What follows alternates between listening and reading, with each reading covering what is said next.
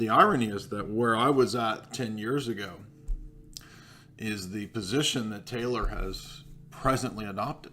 That's the big irony here, is that he would have called me a loon, a trad maniac at the time, and then here we are 10 years later, and he's adopted this SSPX type of position. Now, we're not going to focus on Taylor Marshall and all these antics of the Roman Catholic apologists, but I do want to hit on some of this just because the world of Roman Catholicism from the inside is different than the world of Roman Catholicism from the outside. Now, that could be said for any position or organization or church or entity, sure. I'm not saying that in itself is what proves or disproves any given position. So, right, I'm not saying that because I can find a bunch of problems in these different positions or in these so-called theologians that disproves the whole thing, or in their lives or whatever. I don't do the drama with people's lives. That's typically what other people do. The only reason I'm pointing this one out is because it's illustrative. It's illustrative of what happens when you don't have the normative experience that we would say is consistent with the patristic experience in terms of how we come to know God and what the experience of the church and the saints is supposed to be. So, for example, if you listen to the stream that I did with Sneck yesterday or the day before, whenever it was, we talked about the admission on the part of Bishop Barron that there was this loss. Something was now missing. And yet, at the same time, the Roman Catholic Church is supposed to possess the fullness, right? And the Orthodox Church is lacking. But yet, we're told that Vatican II was partly an attempt to try to find the missing links to the Church Fathers, the missing links to the Eastern liturgy, all of these different things, right? So we're going to go into a lot of that today. We're going to go into this. And another thing I want to do too, I may set it up as a separate stream. I may just do the kind of critique of Vatican II and was it infallible and all that in this stream. And then right after this, I might do a second stream, or I might do it all in one. I'm not sure what the best way to approach it is. I'll just have to see how it goes. But we're also going to cover some of Pelican because there's a separate book. I know that we haven't worked our way through the totality of the Pelican series, but I might skip over to this one instead because this one is a really good introduction to the philosophy of the Cappadocians. Probably the best that I could think of if you're new to the topic. And I mean, I'm trying to work through a book right now, writing a book, so I'm utilizing some of these kind of really good key sources. Obviously, the Bradshaw book, I'm reading this through for the second time. Really, really good stuff. But we don't want to just critique the just quote contradictions between Vatican II and previous dogma. We also want to understand the different paradigm. And this is something, if you go and listen to the many talks that I've done with Father Deacon Ananias, then you know that we've covered this, right? We've covered it many, many times. He and I have done multiple streams going through Aristotelian philosophy, Aristotelian categories, how that is transformed in the Orthodox understanding. There's not a one-to-one necessarily correspondence between the meaning that those words had in pagan philosophy and the meaning that they come to have in the patristic mindset as the theology is explicated over the centuries, right? Classic example, logos.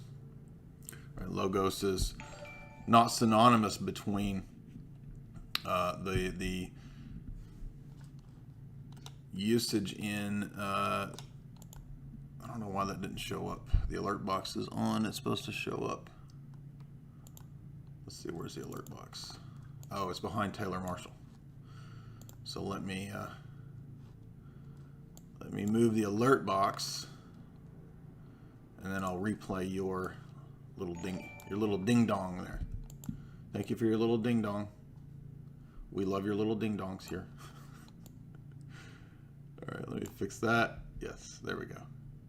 Easter worshiper in the house. What's up, Easter worshiper? All right, let me make me smaller. It's kind of hard to make me smaller next to Taylor Marshall because Taylor Marshall is literally like that tall. but we will try. Okay, so I got the ding dong zombie box in its right place, and let me lock it there, and it'll replay this for you. There you go. Look at that, Easter worshiper with his little ding dong, ding donging in, and then we got little bitty tiny baby Taylor Marshall. Anyway, so the whole point of all this is to get at the real points of departure between our theology, our paradigm, our system, and theirs. And the fact that we have some overlap does not mean that we have synonymous systems. And that's the key here. Are there overlap between Orthodox and Thomistic ideas? Sure. But there's overlap between any position potentially and any other position, right? I mean, I could say, let's say for instance, Luciferians, as I believe in one God. And I could say, well, I believe in one God. Well, there we go. We've got the same system at work. No, because we both agree there's, quote, one God. Yeah, but what that we mean by that is obviously radically different. So the fact that we're using the same words really has nothing to do with necessarily having the same meanings or conceptions. This is the word concept fallacy. And it also doesn't mean that there's no similarity or no overlap. For example, when St. Maximus utilizes Neoplatonic ideas, there's some overlap, but there's also dissimilarity. Okay, so that it really doesn't matter whether there's similarity or dissimilarity, because it's a case-by-case basis as well. Right? There might be a situation where there's no similarity. There might be a situation where there's a lot of similarity. So there's no one-size-fits-all way to look at, compare, and analyze without considering context as a whole, paradigms as a whole. So that's what we want to do here. But in regard to Taylor, the reason I'm bringing him up is because so this last couple weeks, well, within the last week, I've had two traditional Catholic friends, a couple of the few remaining ones that still will interact with me. I have about 4 or 5 maybe that still will interact with me, that I've been friends with for a long time, many years. One of them reached out. I won't say anybody's name, but one reached out and has been having a kind of crisis. I'm not going to go into anybody's personal details or anything like that. Another one reached out, similar situation, for different reasons, by the way. One doctrinal, other not so much doctrinal, but both of which I think stem from the Roman Catholic struggle. And in the case of Taylor Marshall, I'm going to say it's the same thing. It's stemming from the Roman Catholic struggle. I know what it's like to be a Roman Catholic. I know what it's like to deal with the issues. I know what it's like to struggle with reconciling Vatican II to the prior dogmas. I know what it's like to, be in the world of the SSPX and attending the Latin Mass. I understand all this. I know it very well from being there. And again, I don't hate Roman Catholics. I don't hate Tim Gordon or any of these people that are kind of freaking out and having these fits and episodes. I don't hate Taylor Marshall. I think that they are doing the very things that I've experienced. But of course, it's a lot different to reflect on, a mindset or an attitude that you had, maybe 10 years ago. And I'm not saying this like, oh, I'm better than Taylor Marshall because I had that attitude 10 years ago. But I did, and I can have some insight into like what is going on here. And the problem is that the Roman Catholic system is a bunch of systems. So on one level, yeah, you could say it's the papacy and it's these councils and it's these books and it's Denzinger and it's this church over in Rome and it's the Gregorian Academy and it's all this different stuff. Yeah, I know. But on another level, the actual praxis of the Roman Catholic world is a lot of different things that you rely on. So sometimes it's extremely scholastic and philosophical. Sometimes it's very obsessively the opposite, where you're relying on mystical experiences and visions. Now, what's different with Orthodoxy is that we don't stress or look to visions and mystical experiences to confirm what just happens to be our chosen presuppositions, right? So, in other words, if I had a mystical vision that said, Jay, all of your theology in terms of orthodoxy is absolutely correct, and I, angel so-and-so, angel soprano, angel T soprano, confirm that your theology is perfectly orthodox, go forth with this angelic blessing. In the world of orthodoxy, the first thing that we would do is say that's probably pre-list. That's probably a delusion that was sent, you see. And if you read the Philokalia, this comes up, right, where the inclination is to not leap into and jump upon these visions. And a couple of the key signs that the saints and elders and fathers all kind of talk about that indicate when a vision is legitimate or illegitimate has to do with how we view ourselves, pride, humility, the experience itself being one of kind of overwhelming peace, love, assurance, or does it lead us to this pre-list of now being super prideful? If you listen to the debate that Father Deacon Dr. Ananias just had with Matt Slick, you can see a perfect example of the ultimate reliance upon the individual's experience, subjective experience, that will then be the determining factor for what he accepts from that point on, because it was this supposed Calvinist experience that he had. That's going to tell him the Protestant canon of Scripture and Calvinism and his, do-it-yourself sect of Matt Slickianism is the true church and the true way to go. You see, that formative, mystical, quote-unquote experience has determined the rest of his system. And what's funny is that Roman Catholicism has this just incessant emphasis on a kind of external, juridical, authoritarian response to this question of how do you know and what's the right way to go. It's almost a worship of authority. And in fact, I would critique that very simply, that Roman Catholicism is a worship of authority. Right, it's one of the key problems here is this idolatrous worship of authority. And yes, it's possible to have an idolatrous worship of authority. Right? I mean, what is it? Is it Catherine of Siena that says, even if the Pope were to tell you directly the words of Satan, you should still follow it because it's the Pope. That's worship of authority. It's ludicrous, right? Forget the exact quote, but it's something like that. And so, between Matt Slick and Taylor Marshall, you would think there would be a world of difference, right? You would think there would be just an infinite chasm of dissimilarity between the experience of the Calvinist and the experience of the mystical Thomist, right?